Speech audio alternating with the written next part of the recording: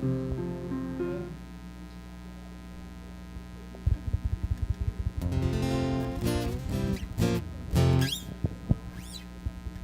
I hear the thunder.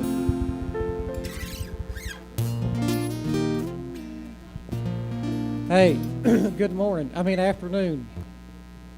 If you'll take your course sheet, turn to page 1. Page 1 on your course sheet, we're going to sing 2 songs, D and E. D and E on the course sheet. Y'all stand up, let's sing these songs. Y'all even listening to me? Probably not.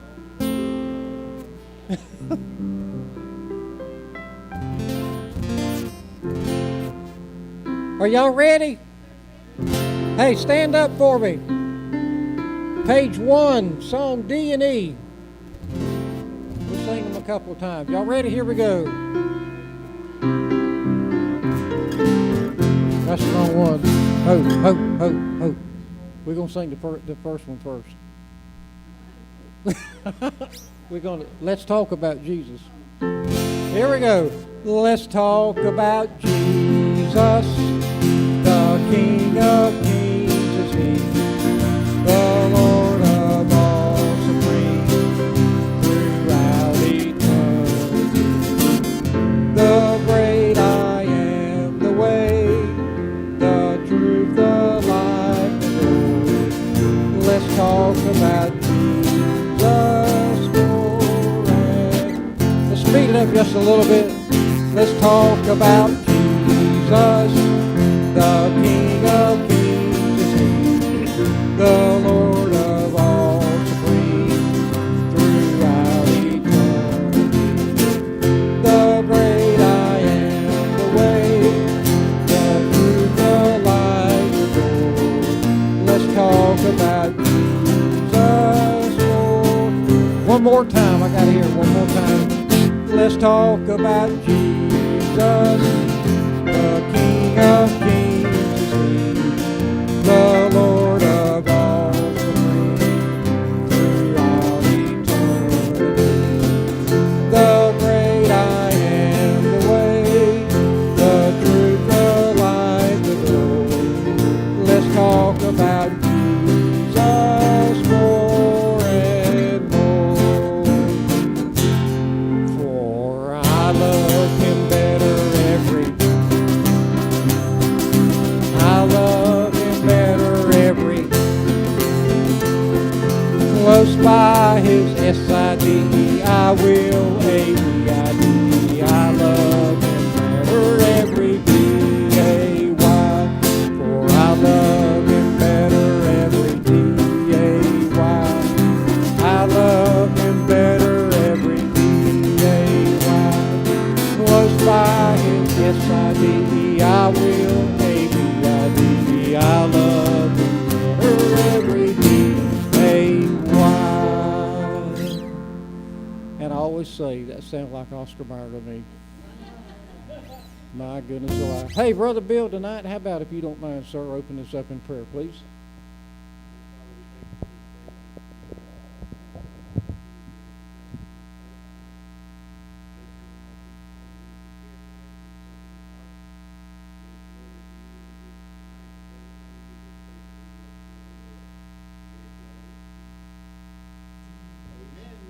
Seated. Good evening, good evening, good evening. It's good to have you back in the house of the Lord. How many had a great afternoon already? Hey, a couple of you look like you might have got a nap. A couple of you look like you need one, so I guess. Good to have you back in the house of God. I pray that you'll have a good evening. We're looking forward to the Lord showing up and talking to us, speaking to our hearts. Looking forward to a young man that's going to be bringing the message tonight. Brother Aaron's going to be speaking to us, and I was sharing with him earlier.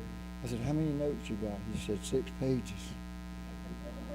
I started off, I remember the first time I think I preached publicly, I had about 10 or 15 pages. I thought, man, I preached for 3 hours. 10 minutes later, I didn't have anything else to say. I done said it all. So anyway, we're excited for Aaron, and this is his home church for a lot of years, and we're looking forward to seeing what God does in his life. So you pray for him, Pray that God will encourage him and use him for his glory. I don't believe we have workers. We need harvesters. We need workers, not harvesters. God does harvesting. We do the working. Just pray that God will send workers into the harvest. Fields are ripe, ready to be reaped. So let's, gentlemen, come and receive the offering, and we'll get right on into the rest of the service, please.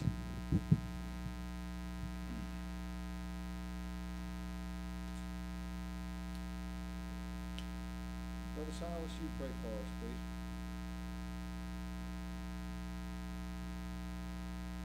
Brother Silas.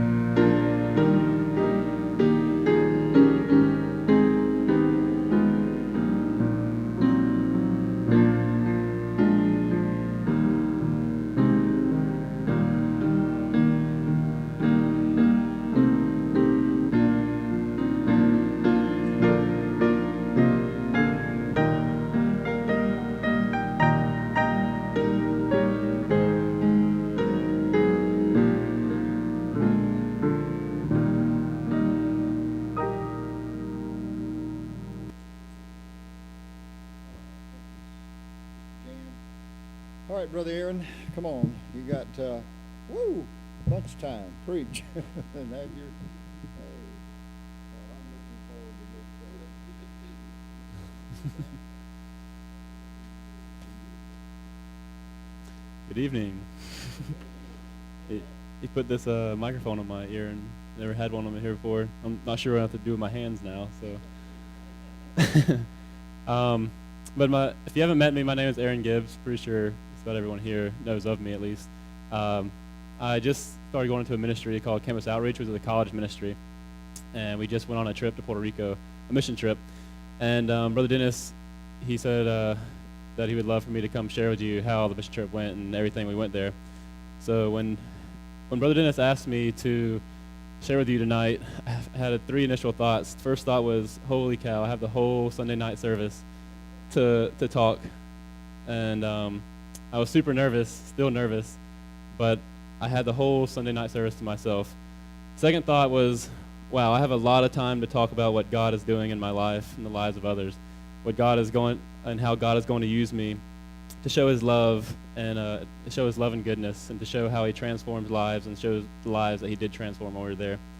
And then my third thought was, holy cow, I have the whole Sunday night service to to talk. So tonight I hope to share about my trip to Puerto Rico in a way that not only glorifies God, but also shows what the ministry Campus Outreach is all about. Our trip to Puerto Rico is just a mere month-long reflection on what we do as a ministry back on the college campus. So I hope that is encouraging to you, and that God speaks through me in a way that he's never spoken before to you. So let me pray real quick. Dear God, just thank you for being God and loving us unconditionally, and just being in control of our lives no matter what we do, Lord. And just I thank you for who you are, Lord. Use me to speak to these people, and just speak through me, Lord. In your name I pray, amen. All right, so first I just want to kind of tell what Puerto Rico, what it is we do. You can do the first slide. I feel like I'm in the way. Am I in the way? So basically, this is just a group picture of everybody that went to Puerto Rico. As Campus Outreach Ministry, every summer we have something called Project, and it's our summer project. Every region does one. We just happened to go to Puerto Rico, so we call it Puerto Rico Project. So Puerto Rico Project is where we take students. This year we had about 30 students, and it's students that we've invested our lives in throughout the whole school year. And there's also some stragglers who just come because they want to go. and it's a month long. The month consists of loads and loads of training in world vision, prayer, studying the Bible, and evangelism. While we're there, we also do some community service at a couple of elementary schools where we painted for the whole month we were there. It seemed like just they had these metal grates that went around the whole school, and we were just painting these metal grates every 2 or 3 days we'd go there and paint them, and just it took forever.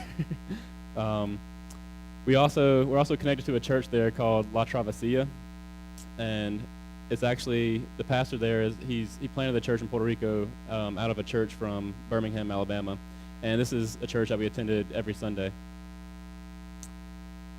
So, as project, all the 30 students that went, they were placed into disciple groups that not only meet up every week in a more structured setting, but they also live together the whole month we're there.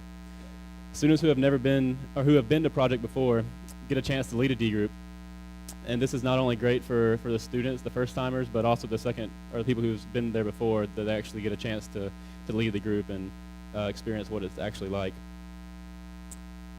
Throughout the month there, we challenge the students in various ways. We challenge them to be consistent in their time alone with God, or TAWG time as we call it, TAWG, time alone with God. We challenge them with being intentional with meeting students at the University of Puerto Rico, which is where we did a lot of evangelizing and just hanging out with students there. And we challenge them to build relationships while we're there, and not only just talk with them, but also invite them to our weekly gatherings that we had at University of Puerto Rico, and also to the church that we attended there. Lastly, we encourage them to get to know one another by going on these so-called one-on-ones, which basically just means you and another person that you've never met before, go have lunch together, go have coffee together, just spend time together, go work out together, and just learn about this person and just talk and build relationships. But this month is an example of community, and that we encourage the students to take hold of and bring back to the college campus and continue it. So first, I just want to talk about the disciple groups. This was my first time leading a disciple group, and usually there are about 4 people in the group total, and they come from. This year we had people from Jacksonville University, Embry-Riddle Aeronautical University, and University of Central Florida, and usually they pair up D groups to people you've never met before, and it can get really intimidating the first time you meet them. But the first time, so you have your D group, and then the first time you actually have a structured meeting, they ask you to share your life story. And so this means from where you're from to the type of family you're from, to all other ups and downs that you have had in your life. There goes page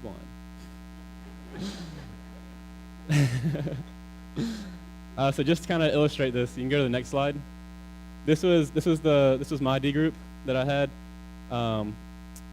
and so my D group consists of 3 guys. You can see the guy on the far left is David, the guy to my left is Travis, and the guy on the end is Cyril. This is what I knew of them before going into a project, before I actually got to know them. I knew that David attends Embry-Riddle and is in Air Force ROTC and is going to graduate as an officer upon graduation. Graduate as an officer upon graduation, makes sense, right? He is looked as an up-and-coming leader in campus outreach. That's all I knew about him. Travis, he's going into his sophomore year at Jacksonville University. He was previously an atheist before coming to college, and his freshman year he became a Christian and was discipled by Joe, who was also the guy who discipled me in college. Cyril, he played football for Jacksonville University, and he just graduated. This is the only thing I knew about him, and pretty much the only thing anybody knew about him. And he had no prior involvement with campus outreach, and he literally decided to come. He found out about Puerto Rico Project and literally decided to come 2 weeks before before we left. So it was all a last-minute decision, and all the staff was super excited that he's coming, but we had no clue, his decision to get there. But our first D group meeting, I learned a lot about these guys. We went and ate at Moe's, and I told everyone to spend about 10 minutes telling their life story. After I told my story, I learned that David had been raised in a Christian family his whole life in upstate New York. He felt like he had a perfect upbringing, and his dad or he felt like he had a perfect upbringing with his parents. His parents are still together and not divorced, and his dad is a general in the Air Force, which is why he decided to go into the military. He found it hard to relate to other people just because of how he feels like he had this perfect upbringing where he hasn't been really challenged in his life. I learned that Travis, he was born, he's from Orlando, and he was born in a family where his parents were divorced. His mom was a devout Catholic, and his dad remarried someone when they were young. Travis used to be into the party scene in high school with smoking and drinking, but then after graduating high school, he was atheist, but he moved to Washington State for a few months to work as a park ranger in an effort to find himself. This is where he was convinced that God had to exist. He says he found God on a mountain, with seeing all the beauty that nature displayed, and that these things just couldn't happen by chance. So that was Travis, and then so each of these guys spent about 10 minutes, and then Cyril's turn. He ended up taking like 30 minutes long. We're just sitting here just listening to his story, and it's an incredible story. With Cyril, I learned that he had a crazy upbringing, unlike any I've heard before. He's the second oldest out of 4 brothers.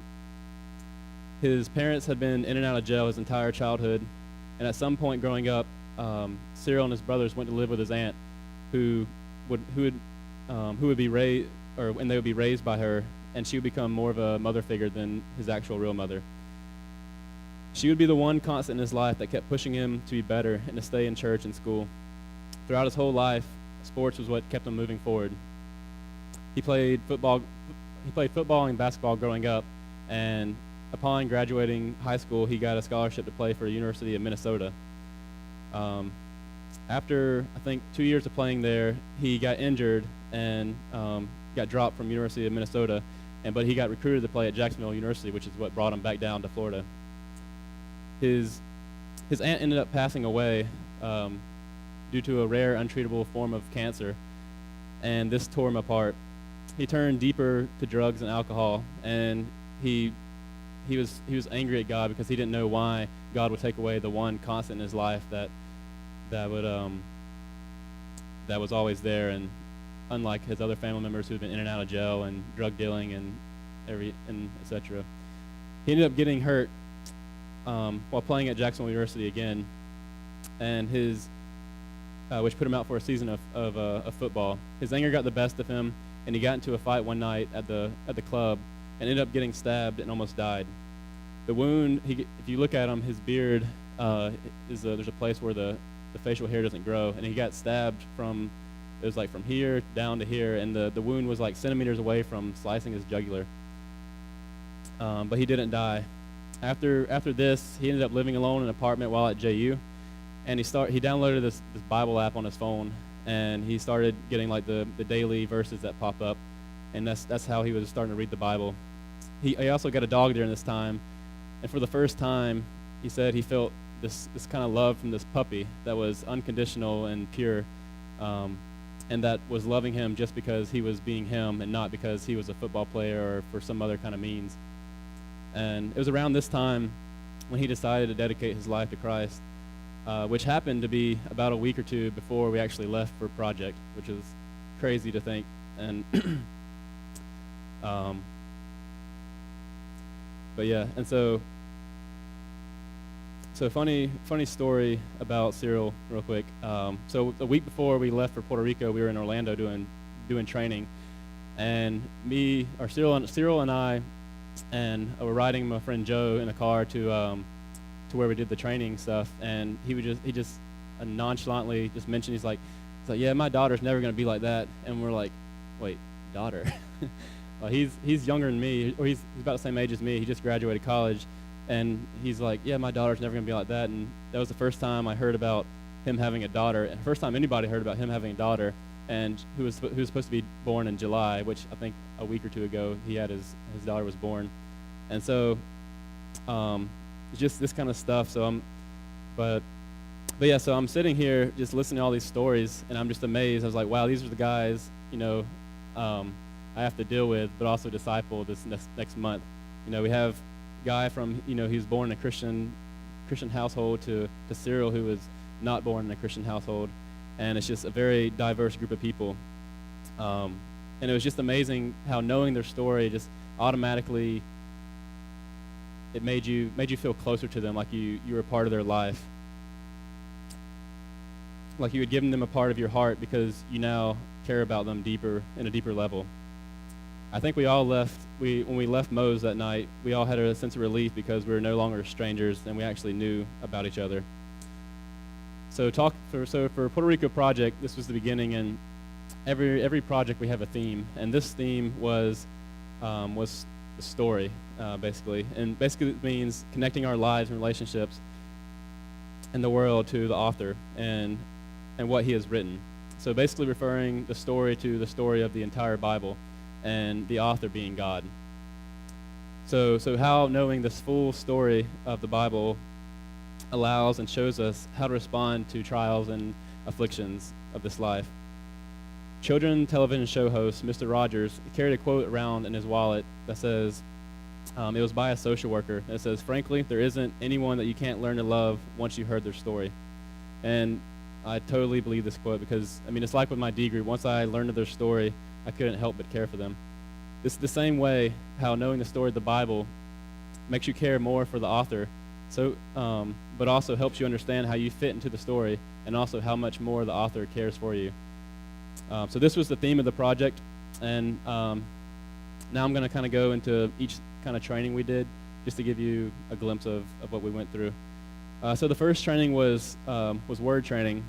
This was from anything from how to study the Bible, different tools to do it, and whatnot. And the first week when we were in Orlando, this is when the majority of the training got knocked out for word training.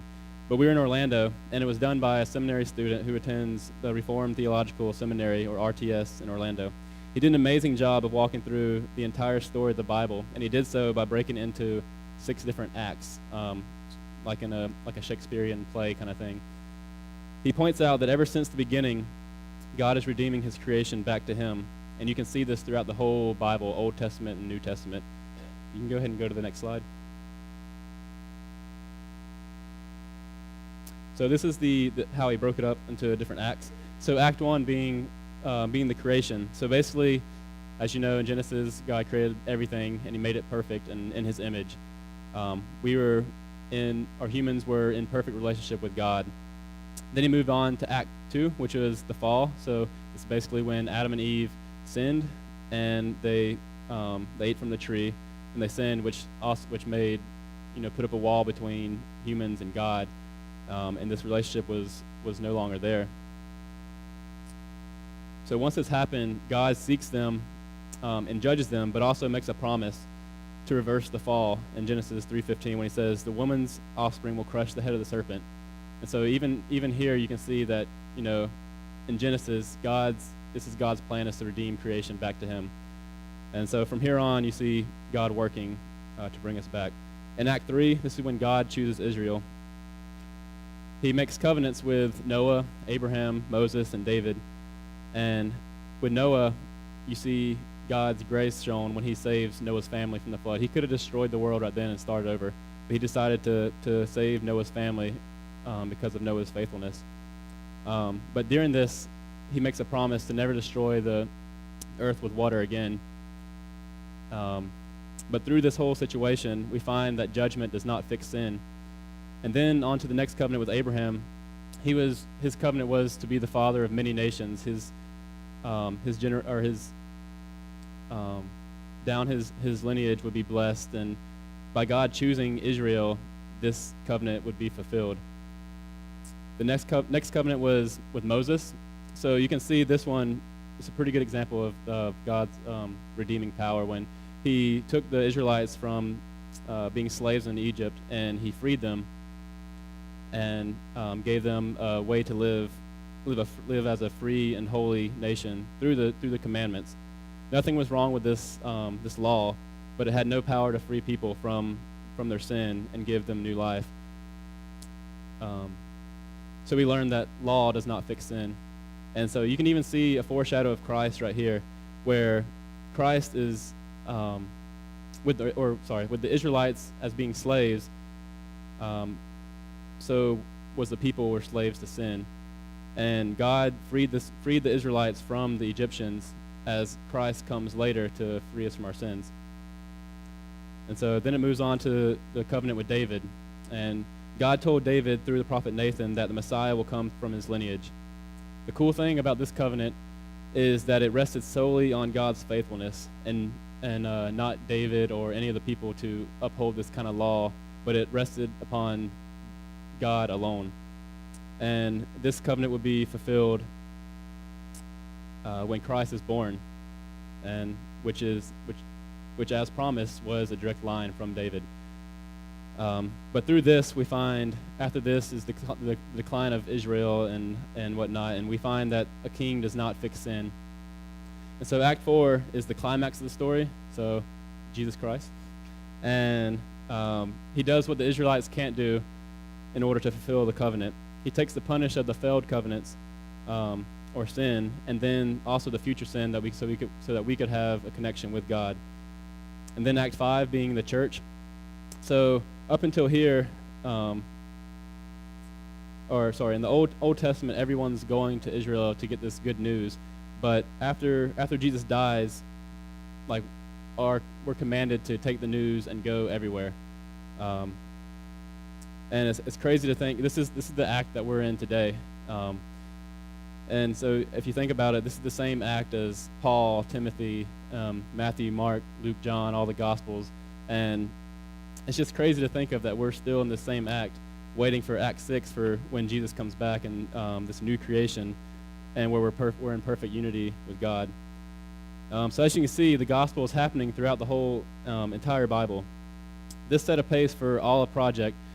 Whenever we did read the Bible, we had daily reading, which took us from Genesis to Revelations, kind of hitting all the main points that he talked about in this. And you can see it all the way from the Old Testament. You can see the gospel in it and God's redeeming power. Through this, the majority of students became super excited to read the Old Testament and to see how it does fit into the story. It also set a goal to try and find the gospel in every aspect of life. From movies we watched or food we ate, we would try to find the gospel in it. And it made kind of a fun little challenge. And for example, my phone was dying one time, and someone's like, "Oh, find the gospel in that." And it's like, how do you find the gospel in your phone dying? You need a phone charger. So basically, your phone's dying, and short. You can make it short with you have to. God is the electricity that energizes you, or something silly like that. But it's just fun, little challenging to see the gospel in every aspect of life. The next type of training we had was World Vision. We talked about what it means to have a Christian worldview. Our goal for the students was to gain an understanding of God's heart for all the people. My friend that led this training, her name was Katie, and basically the first day we had this training, she passed out little slips of paper with Bible verses on them. And for all 30 students, it seemed like we had, I think, 2 or 3 slips of paper each. And we started going around the room just reading each verse. And basically it was everywhere in the Bible that God talks about his heart for the nation. And it was just awesome. You can go to the next slide. You can just see it from Genesis to Revelations, verses that God just shows a desire for the nations.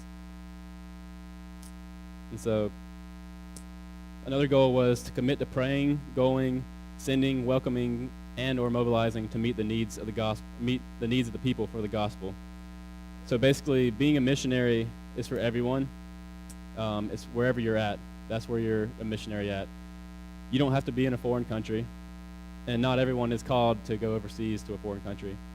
But it is our biblical duty to support those who are going.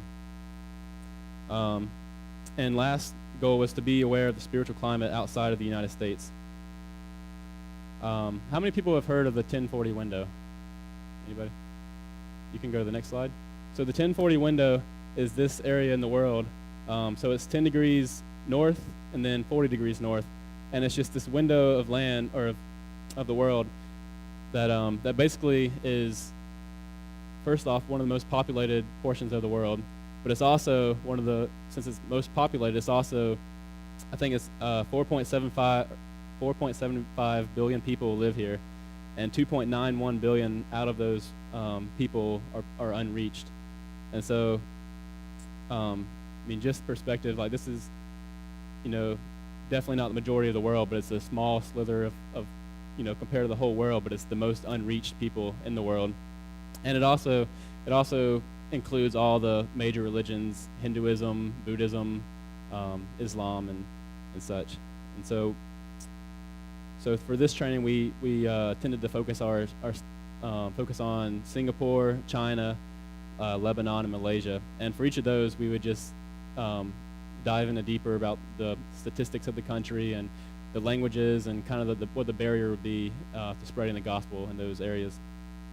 Through this training, many eyes were opened with how hard the work of missionaries can be overseas, and how it sometimes takes 10 years to even get in a position where you can share the gospel because you don't understand the culture or the language. But this is what it takes to bring the gospel to the ends of the earth.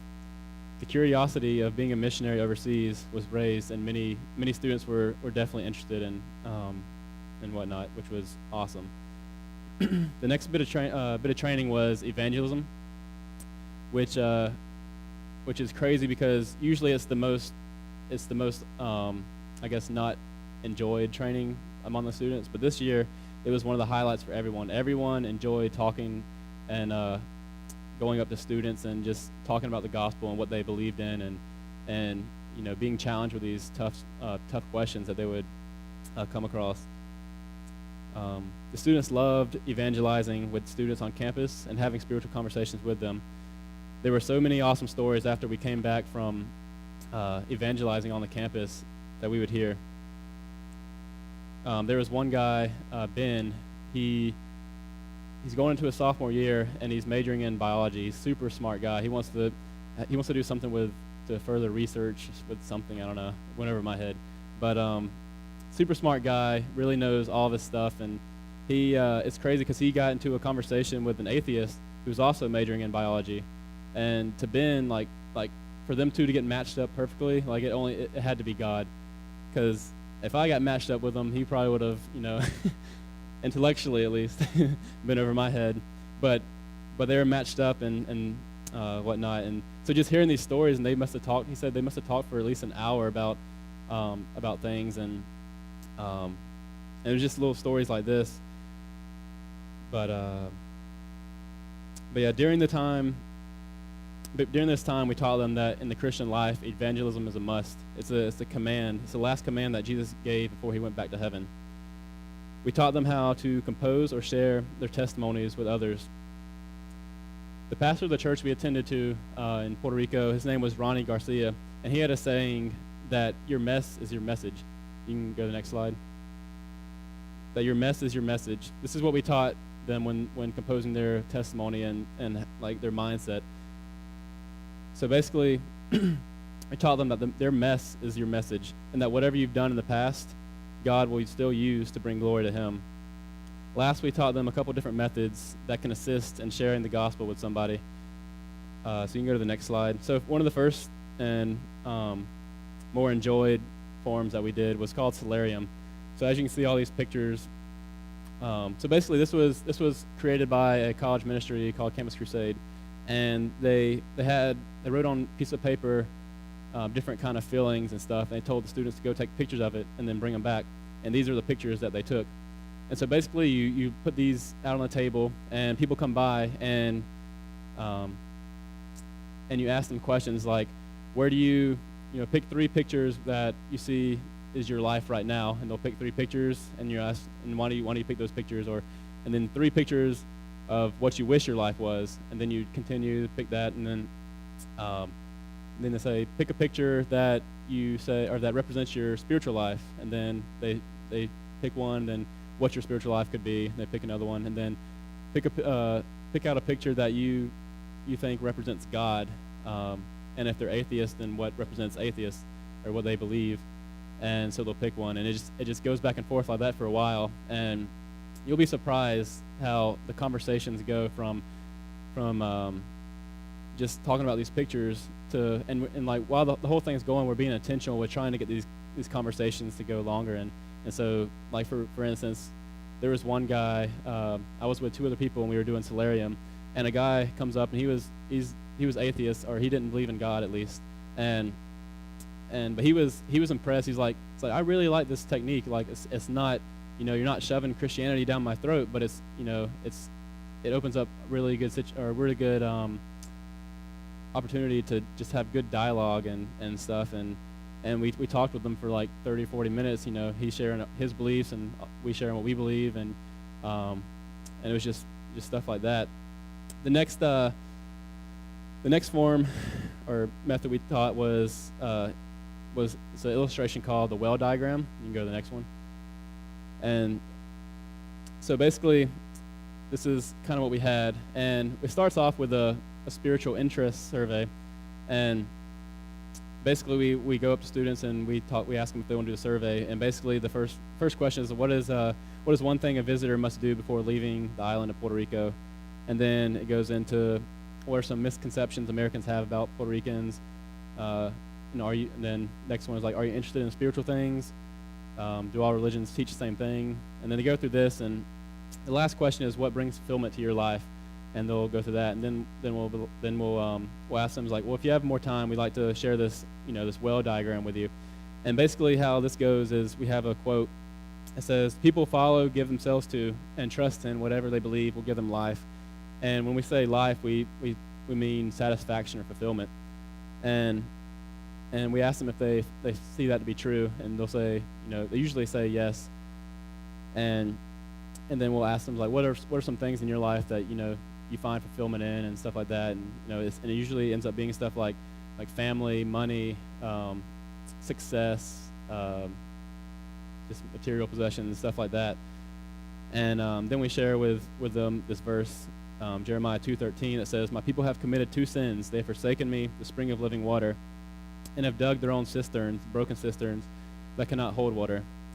And basically we just go through this verse and we talk about what forsaken means, and like what a cistern is. Like, a cistern is something that holds water, that you have to keep, you put water in and you take water out, and then you have to putting water into it.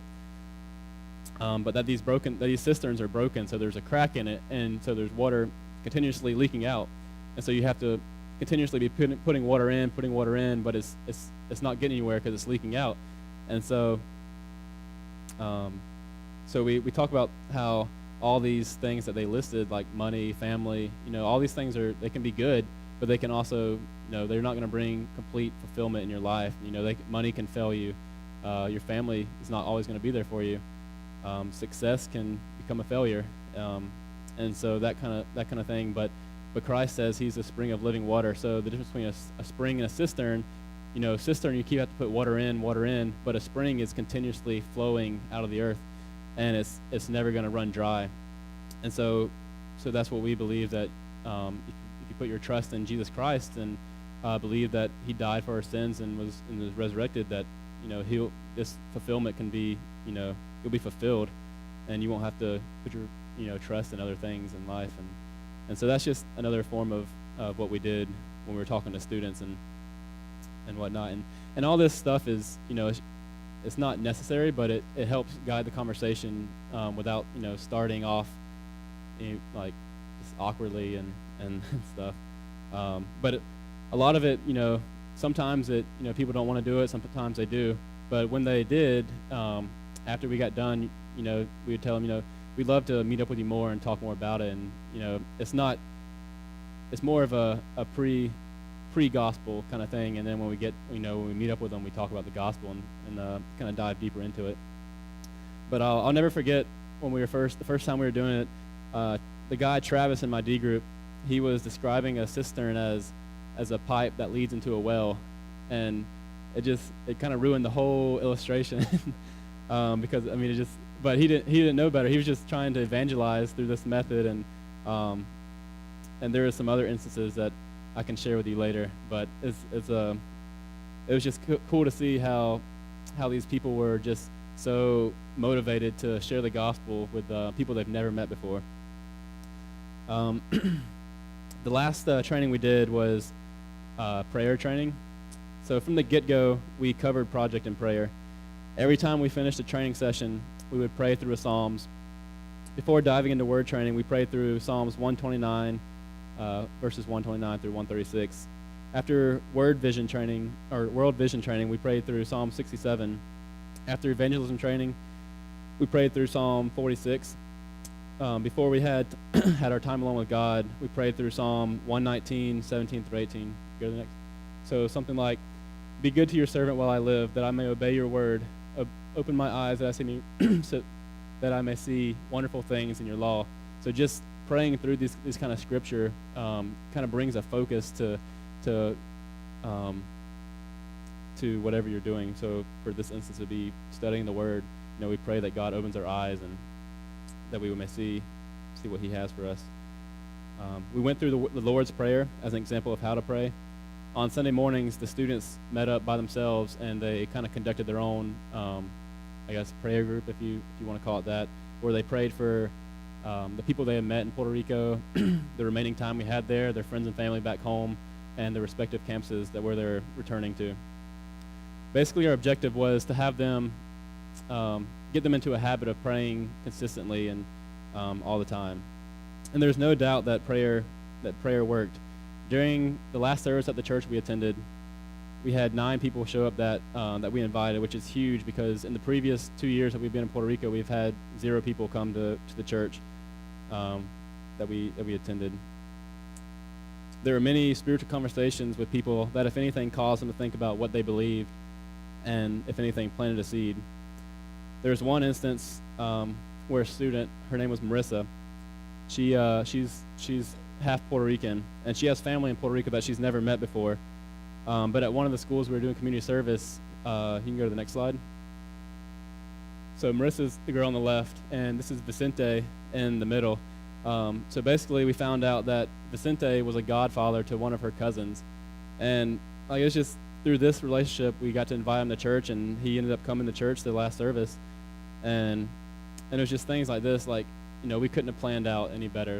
We didn't plan anything, but God, did all this stuff. He connected everything, and it was just crazy to see how all this stuff came together, and how we formed these relationships with people we've never met before until we went there. It's an iguana. Yeah, it was big. But there was a lot of firsts during this project. For one instance, Marissa, it's probably been less than a year that she's been a Christian, and I've known her since my sophomore year of college, and I knew her before she was a Christian to now where she is a Christian, and I've seen the transformation from one to the other, and it's amazing to see. And one of her things going into the project, she's sharing the gospel.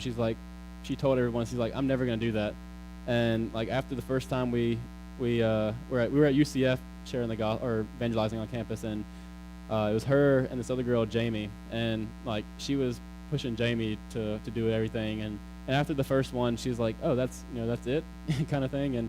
And she was like, and from then on, she was she loved to do it. She loves to talk anyway, but now it gives her something to talk about. So there are a lot of students saying that they enjoyed the Old Testament and seeing the gospel in it. There was a lot of first with sharing testimonies and sharing how God actually transformed their lives before they were with Christ to after they were with Christ. And then with just the 9 people coming to the church and just kind of the recap on the guy I was telling you about earlier, Ben, and who's the biology major, and how he had that conversation with the atheist who was also the biology major. Well, that guy ended up coming to church on the last night we were there, and there was also some missionaries there that were moving away, and so he stayed for the first part of church, and Ben talked to him afterwards, and he's like, "Yeah, I didn't really like it," and kind of thing, and he's like, I don't think I'm going to stay for this part, and but he ended up staying, and they were showing a slideshow of people saying goodbye to these missionaries, and 2 of the people who ended up coming up on the slideshow was this guy who came. It was his aunt and uncle or someone that he was going to stay with in 2 weeks. And it was just crazy to see how we were leaving, and he wasn't, like, Ben wasn't going to be able to talk to him anymore about Christ, but he was going to live with, 2 strong Christians that go to that church that he ended up going to. And it was just crazy to see this kind of stuff happening. But yeah, so so now I'm going to show a video. It's kind of just kind of all the excitement into 5 minutes of the whole month. And then I'll close this out.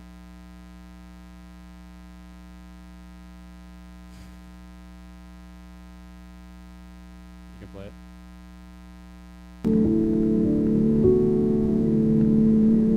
Students at Campus Outreach had talked about their experiences and that they had life-changing experiences on Project, and I wanted to experience it myself, and I was looking to draw closer to God.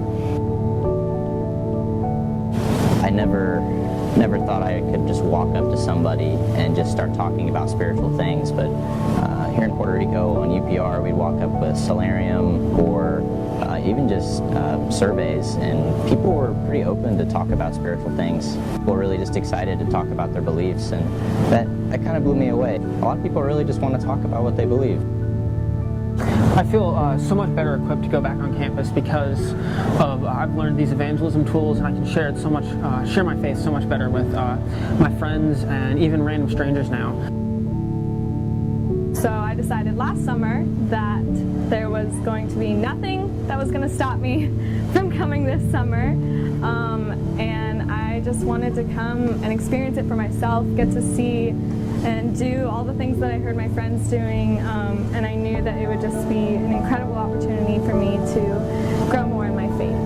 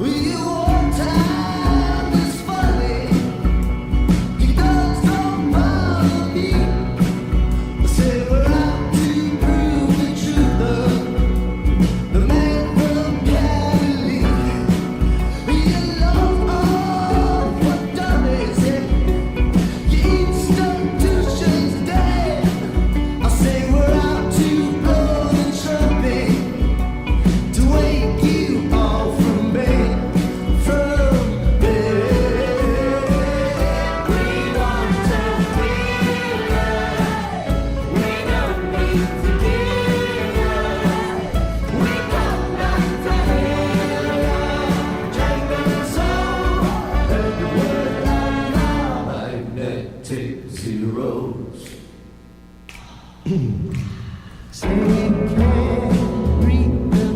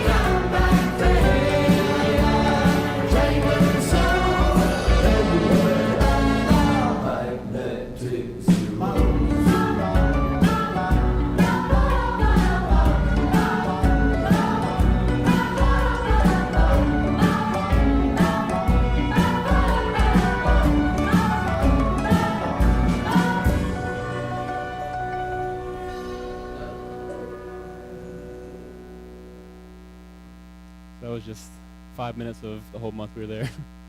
But overall, I was glad to see how God worked in my life, and just leading the D group, and it was I was challenged with many questions, but overall it gave me great experience in discipling a group of guys, which is what I'll be doing when I do go on campus. I was glad to see how students were motivated to develop their spiritual lives and share the gospel with others. And lastly, I can't wait for the students to take all this enthusiasm and excitement back to their college campuses. And I can't wait to see how God is going to use them to reach others for the sake of the gospel. This makes me excited for the fall semester when I do get on campus and help and challenge students in their spiritual walk. I would love and enjoy to talk with anybody more about this ministry, and would love for anybody here to consider joining my monthly support team, whether it's financially or with prayers.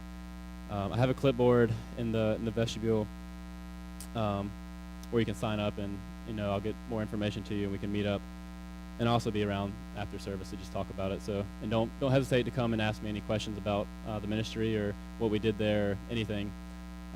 But thank you for letting me share, and I'll close that with prayer. All right. Dear guys, thank you for this opportunity. Thank you for just using me to share what you do in people's lives, Lord. I just thank you for everything you've done and everything that you're going to do, Lord, in your name I pray. Amen. Thank you.